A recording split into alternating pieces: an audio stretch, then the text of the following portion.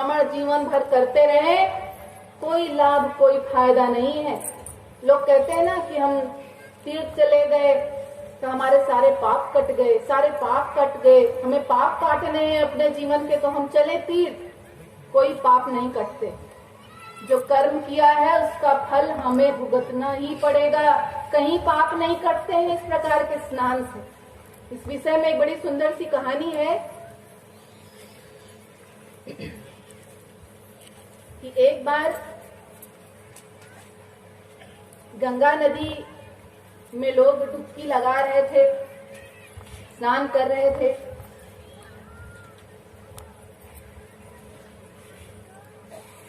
तीर्थ के किनारे, और लोग पानी में डुबकी लगाते थे तो बोलते थे, हे गंगा मैया हमारे सारे पाप काट दो, हमें सारे पापों से मुक्त करो, और डुबकी लगा लेते थे। तो एक संत वहां पर खड़े थे। वो प्रायः रोज देखते कि हजारों लाखों की संख्या में लोग आते हैं, डुबकी लगाते हैं और उनसे पाप काटने की मनुहार करते हैं और निकलते हैं और बोलते हैं हमारे सारे पाप कट गए। तो बड़ा आश्चर्य होता था उन संत जी को। उनके मन में यह प्रश्न उठा, यह इस प्रकार का क्रियाकलाप देख के, कि गंगा जी रोज हजारों लाखों की संख्या में लोगों के पाप काट रही हैं। लोग डुबकी लगाते हैं पाप लेकर और निकलते हैं तो पाप से मुक्त होकर, तो सारे पाप कहाँ रह जाते हैं, नदी में ही तो रह जाते होंगे। तो वे प्रार्थना करने लग गए। एक देवदूत प्रकट हुए, बोले आप किस हेतु प्रार्थना कर रहे हैं? तो संत जी बोले, मेरे मन में एक प्रश्न है कि गंगा जी रोज हजारों लाखों की संख्या में लोगों के पाप को काटती हैं, तो वो तो पापी हो गई होंगी, मैली हो गई होंगी। तो देवदूत बोले कि भाई तुम्हारे इस प्रश्न का उत्तर तो मेरे पास नहीं है, चलो एक काम करते हैं, इस प्रश्न का उत्तर उन्हीं से पूछते हैं जो मैली हो रही हैं। तो दोनों गए गंगा जी के पास और बोले कि आप रोज हजारों लाखों लोगों के पाप को काटती हैं, तो उनके पाप को ले लेकर आप तो मैली हो गई होंगी, पाप की अधिकारिणी बन गई होंगी। तो गंगा बोली कि मैं क्यों पापी होंगी, मैं तो अपना सारा जल ले जाकर समुद्र को दे देती हूँ। तो जहाँ मेरा सारा चला गया जल समुद्र में, वही पापी बना, वो मैला हुआ, मैं क्यों मैली हूँ। तो संत जी बोले और देवदूत भी बोले, हाँ भाई बात तो सही है, जब सारा जल जाके समुद्र में मिल गया तो समुद्र मैला हुआ। तो चलो समुद्र से पूछते हैं। दोनों गए समुद्र के पास और बोले कि समुद्र, हे जलधि बताइए आप कि आप तो बड़े मैले हो गए होंगे, पापी बन गए होंगे, कैसे, मैं कैसे पापी हुआ? जलधि ने कहा। तो संत जी ने कहा कि गंगा जी में रोज हजारों लाखों लोग पाप काटते हैं और वो सारा जल आकर आप में मिल जाता है, तो जहाँ सारा जल गया वहाँ पाप भी चला गया, तो आप तो बड़े पापी हो गए होंगे। तो समुद्र ने कहा, मैं क्यों पापी हुआ, मैं तो अपना सारा जल भाप बनाकर बादल को दे देता हूँ। गर्मी होती है, भाप बनता है मेरा सारा जल और बादल बन जाता है, तो मैं तो सारा जल बादल को दे देता हूँ। तो बादल से पूछो वो पापी हुआ कि नहीं, मेरे पास क्या रहा। तो दोनों ने कहा, देवदूत और संत जी ने, हाँ भाई बात तो सही है, चलो। जलधि ने नहीं जवाब दिया तो जलधि से पूछ लेते हैं। बादल के पास पहुंचे और पूछा यही प्रश्न कि गंगा जी अपना सारा जल समुद्र को दे देती हैं, तो जो लोग गंगा में अपना पाप काटते हैं वो सारा जल समुद्र में चला जाता है। और समुद्र ने कहा कि वो सारा जल आपको दे देता है, तो जहाँ जल गया वहीं गया पाप, तो आप तो बड़े मैले हो गए होंगे, पापी हो गए होंगे। तो बादल ने कहा, मैं क्यों पापी हुआ भला, मैं पापी नहीं हुआ, मैं तो सारा जल वर्षा कर कर इस धरती पर पहुंचा देता हूँ, तो जहाँ से आया वहीं पहुंच गया। और धरती पर जब वर्षा होती है तो क्या पैदा होता है, अन्न, और जैसा खाए अन्न वैसा होए मन।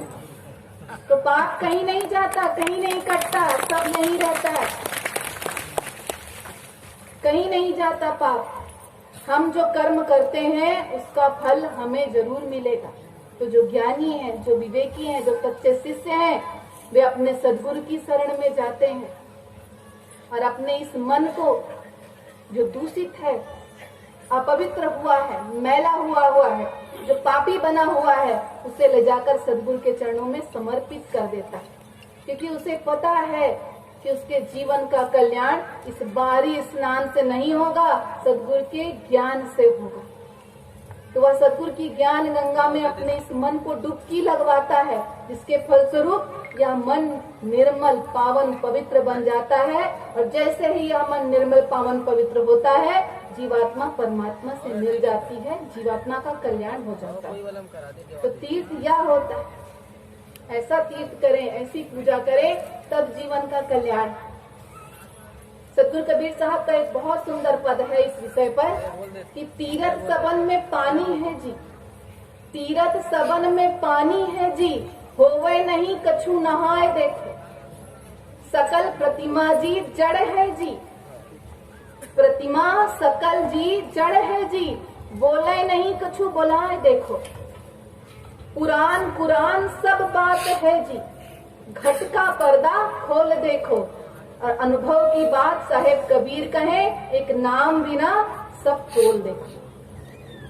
तो इस प्रकार के व्यर्थ के भ्रमण से कोई फायदा नहीं है, कोई लाभ नहीं है। जीवन में सदगुरु के शरण में जाना है, उनकी स्तुति करनी है, उनका वंदन करना है, उनकी भक्ति करनी है और अपने जीवन को धन्य करना है। तो धर्मदास जी साहेब पद में आगे कह रहे हैं, पंडित वेद पुराण बताए उरझ रहे सब झगड़े।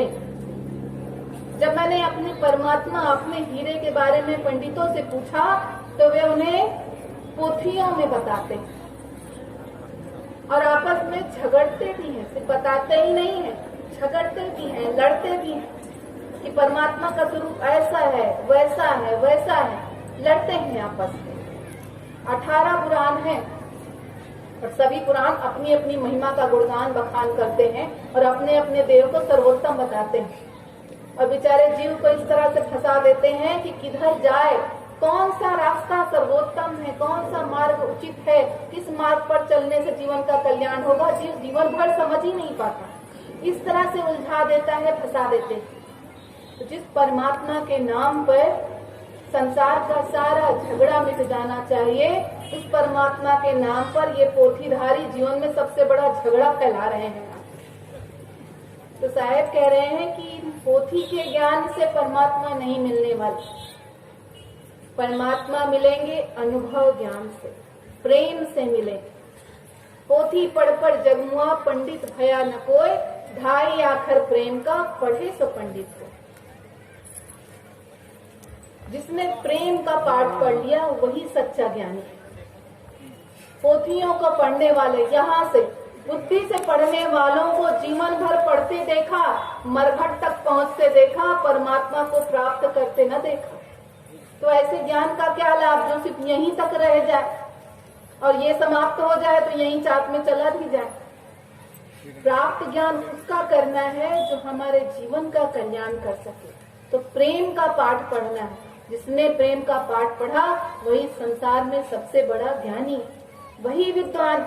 क्योंकि प्रेम शब्द छोटा नहीं, कहने में 2.5 अक्षर का है, परंतु जीवन का सार है यह प्रेम का पाठ।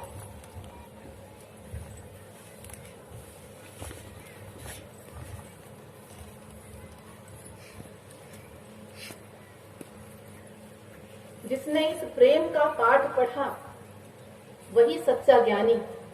वही संसार के कण कण में प्रत्येक जीव के भीतर उस परमात्मा का दीदार करेगा और उसके भीतर प्रेम के अतिरिक्त कुछ रह ही नहीं जाएगा। तो यह अनुभव की बात है जो पोथियों में नहीं मिलने वाली। पोथियों का ज्ञान बहिर्मुखी होता है और परमात्मा को भीतर के ज्ञान से पाया जाता है, इस अंतर के ज्ञान से पाया जाता है।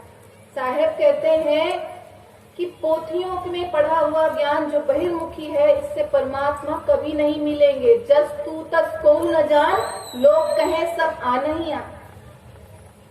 ये जो पोथी पुराण है, ये जो पुस्तकों में लिखा हुआ ज्ञान है, ये बहिर्मुखी होता है। और जो परमात्मा मन बुद्धि इंद्रियों से परे हैं, उनके बारे में ये ग्रंथ क्या बताएंगे, ये किताबें क्या बताएंगे। ये 52 अक्षर परमात्मा को बांध नहीं सकते, कभी नहीं बांध सकते। कोई भी भाषा इतनी बड़ी नहीं हो सकती कि वह परमात्मा के समस्त गुणों का बखान कर सके। ये समय के साथ बदलने वाली है। आज कुछ और है, कल कुछ और आएगी, परसों कुछ और आए। तो संसार की विशेषता बतानी हो तो ये पोथियां बताएंगी, परंतु